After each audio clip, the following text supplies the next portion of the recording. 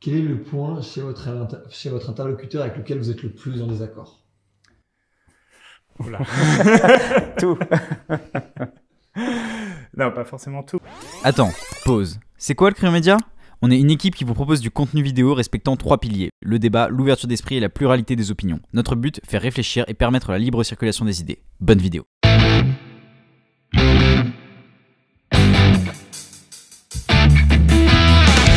Le débat était intéressant, on a échangé sur un certain nombre de problématiques, avec des positions qui sont pas forcément les mêmes, et des points où j'ai l'impression que le désaccord est pas fondamental.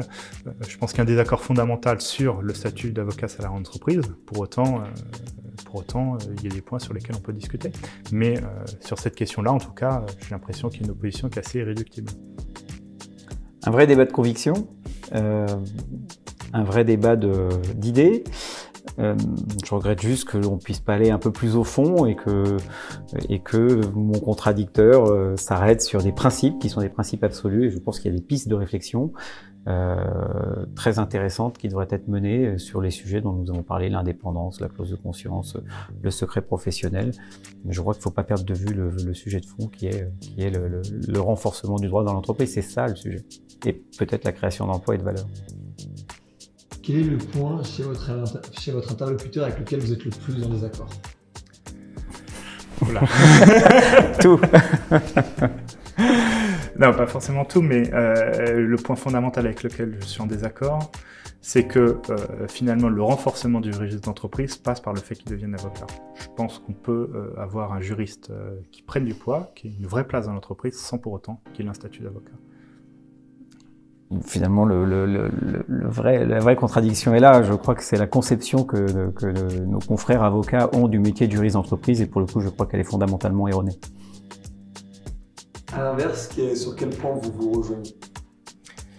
Le point sur lequel on se rejoint, c'est le fait que les fonctions juridiques au sein des entreprises doivent prendre du poids, doivent avoir plus de place, qu'effectivement il faut qu'il y ait une indépendance renforcée des juristes d'entreprise et une faculté de pouvoir poser, de pouvoir mettre en avant des règles de droit par rapport aux instances au sein de l'entreprise. Alors pour le coup, je crois qu'on se rejoint, et on a, même si on l'a dit de manière totalement différente, parce que l'angle de vue est différent, je pense qu'on a dit beaucoup de choses. Pour ceux qui réécouteront le débat, on a dit beaucoup de choses finalement qui allaient dans le même sens. Et sur cet objectif-là, je pense qu'on se rejoint. C'est sur les moyens, probablement pas, mais sur cet objectif-là, je pense que l'on se rejoint, et c'est l'intérêt de tout le monde et des entreprises. On parle des droits de la défense de l'entreprise, en l'occurrence. Que pensez-vous de l'état du débat juridique en France? Oula. Je pense qu'il y a un grand problème en France, c'est que toutes les questions de droit ne sont pas du tout abordées dans les études, ce qui fait qu'il y a une méconnaissance absolument totale de ces questions. L'avocat salarié entreprise, c'est un point vraiment très pointu, mais il y a des notions de base de droit qui ne sont pas connues. Enfin, quand on parle d'auteur présumé d'une infraction, ça me fait bondir, et pourtant c'est ce qu'on entend systématiquement dans le débat public. Donc je pense qu'il y a vraiment une question de culture juridique à apprendre, et une culture des institutions pour que les gens puissent finalement s'approprier ces problématiques qui sont essentielles, parce que dans un état de droit, la justice est au centre et doit être contrôlée, questionnée par les justiciables. Je suis assez d'accord avec ça. Il y a un vrai sujet de culture juridique qui est global, qui est presque transverse, et qui est presque social également, et qui rejoint la conception que l'on a de l'état de droit et le rapport à la loi. Quel est notre rapport à la loi? Quel est le rapport à la loi des entreprises? Quel est le rapport à la loi des citoyens? Ça, c'est un vrai sujet de fond. L'absence de culture juridique empêche souvent des vrais débats et des débats de fond. Suivrez-vous à l'avenir les travaux de l'autre?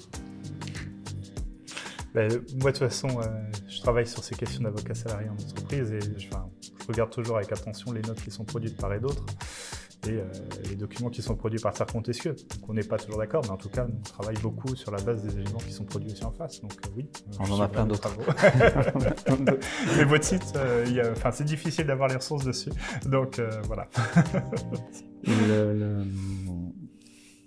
Oui, Maître Van der Vlis n'est pas dans mon champ de compétences, que je ne fais pas de droit social, moi, mais on a des juristes pour ça qui dépendent de la direction des ressources humaines, et ce n'est clairement pas mon cœur de compétences. Mais sur ces sujets-là, qui sont des sujets de place, et encore une fois qui rejoignent la conception fondamentale que l'on a du droit dans la société française et du droit au sein de l'entreprise et du rapport à la loi par l'entreprise. Je pense que oui, je crois qu'on sera même amené à se reparler.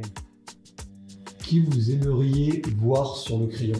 Toute personne, enfin tout format, toute personne confondue. Quelle personne vous intéresse dans les médias ou dans la ville et la vie que vous aimeriez voir sur le crayon média? Je sais. Moi, je crois qu'il y a besoin, et surtout sur ce format-là, qui est un format assez court, assez dynamique, et qui permet de poser le débat. Vous voyez qu'on peut avoir des convictions assez orthogonalement opposées et qui sont exprimées avec une certaine force de conviction, d'autorité, et pour autant on n'est pas en train de s'écharper. Je crois qu'il y a besoin, et je crois qu'il y a besoin de temps en temps d'avoir quelques philosophes, quelques politiques. Moi, voir un Michel Barnier qui vient de négocier le Brexit, ce serait super intéressant. Enfin voilà, qu'on ait des personnalités qui sont des personnalités de premier plan, qui sont sur des grands projets d'actualité et qui défendent nos droits, parce que ce que fait la Commission européenne aujourd'hui face aux États-Unis, face aux GAFA, voilà, on est sur tous ces sujets-là. Je crois qu'on a besoin de grands penseurs et qui remettent aussi les sujets en perspective. Moi, je suis assez admiratif du courage de notre garde des Sceaux, par exemple. C'est toujours très compliqué de capter des personnalités, ils ont un agenda chargé, mais je suis très admiratif du combat du garde des Sceaux, de l'autorité qu'il a. C'était pas évident, c'est un avocat face aux magistrats, face à la chancellerie, il est face à un autre type de corporatisme. Ça avance, on a une idée, des projets de réforme, pas toujours d'accord sur ces projets de réforme, mais en tout cas on a le sentiment que le système peut bouger. Et c'est peut-être de personnalités comme cela dont on a besoin. Donc les entendre, ce serait pas mal. Et c'est la question du slogan du crayon. Qu'est-ce que vous évoque la phrase « trace tes contours » ? Trace tes contours.